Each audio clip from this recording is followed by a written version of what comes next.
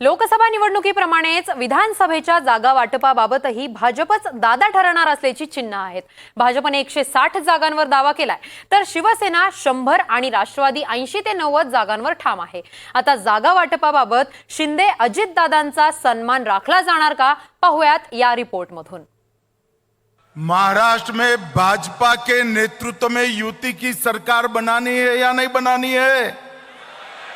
अरे जोर से बोलिए, बनानी है या नहीं बनानी है? फिर से एक बार विजय अभियान चलाना है या नहीं चलाना है? तो ऐसी आवाज नहीं चलती दोस्तों। दोनों हाथ उठाइए, प्रचंड विजय के संकल्प की मुट्ठी भींचिए और प्रचंड आवाज से बोलिए, भारत माता की। भाजप कार्यकर्त्यांमधून लोकसभेच्या पराभवाची मरगळ झटकण्यासाठी भाजपनं नव्याने मोर्चे बांधणी सुरू केली आहे। विशेष म्हणजे कार्यकर्त्यांना बळ देण्यासाठी गृहमंत्री अमित शहा महाअधिवेशनात सहभागी झाले। जोरदार भाषण करून कार्यकर्त्यांमध्ये उत्साह भरण्याचा त्यांनी प्रयत्न केला। ओडिशा राष्ट्रीय कार्यकारिणी में मैं पार्टी का अध्यक्ष था। मैंने कहा था 2014 का विजय 5 साल के लिए नहीं है, आने वाले 30 साल के लिए भारतीय जनता पार्टी का शासन इस देश पर रहने वाला है।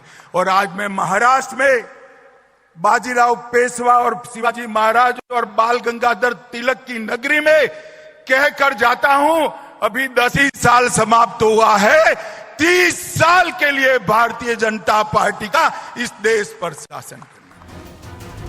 पण कार्यकर्त्यांचा हाच उत्साह विधानसभा निवडणुकीपर्यंत टिकवण्याचं आव्हान भाजप नेत्यांसमोर आहे। यासाठी कार्यकर्त्यांच्या मनातील 2 शंकांचं निरसन करणं गरजेचं आहे। कार्यकर्त्यांची पहिली शंका आहे, मुख्यमंत्री पदाचा चेहरा कोण? आणि दुसरी शंका आहे, जागा वाटपात भाजपला किती जागा मिळणार? मग मुख्यमंत्री आज विषयच नाही। आज सध्या एकनाथ शिंदे मुख्यमंत्री आहे, पण त्यांच्याच नेतृत्वात निवडणुकीला सामोरे जाणार आहे की महायुतीच्या नेतृत्व समोर आहे। मोदीचं सरकार दिल्ली केंद्रात आहे आणि आमचं एकनाथजी असो, अजितदादा असो किंवा देवेंद्रजी असो, मुख्यमंत्री पदाकरता कुणी या ठिकाणी काम करत नाहीये। 2024च्या निवडणुकीत एकनाथ शिंदे मुख्यमंत्री पदाचा चेहरा नाहीत असे स्पष्ट संकेत भाजप प्रदेशाध्यक्ष चंद्रशेखर बावनकुळेंनी दिले। तर दुसरीकडे जागा वाटपातही भाजपनं मोठ्या भावाच्या भूमिकेत राहण्याचा निर्णय घेतलाय।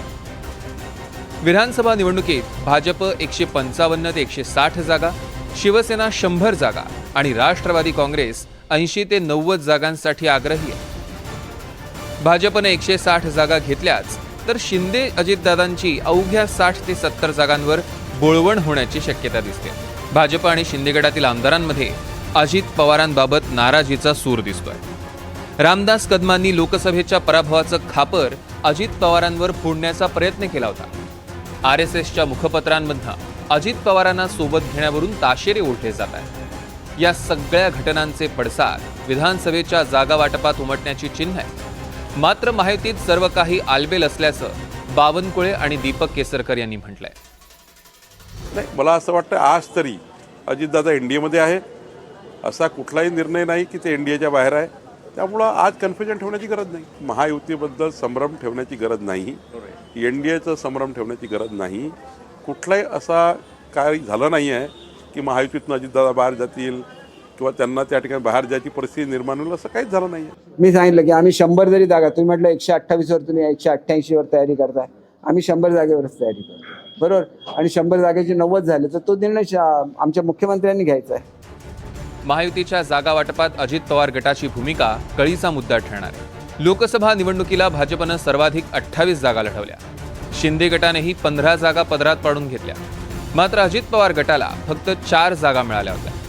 विधानसभा निवडणुकीत जास्त जागा मिळतील या आशेवरच अजितदादांनी नमती भूमिका घेतली होती। त्यामुळे विधानसभेच्या जागा वाटपात अजित पवार गट सहज माघार घेणार नाही हे स्पष्ट आहे। भाजपकडून 160+ जागांचा खडा टाकून मित्रपक्षांच्या भूमिकेची चाचपणी केली जाते। सोबतच भाजपला कार्यकर्त्यांची मरगळ झटकून जोमानं कामाला लावायचं आहे। ही सगळी आव्हानं भाजप श्रेष्ठी कशी पेलणार हे पाहणं महत्त्वाचं ठरणार आहे। Bureau report, NDTV Marathi.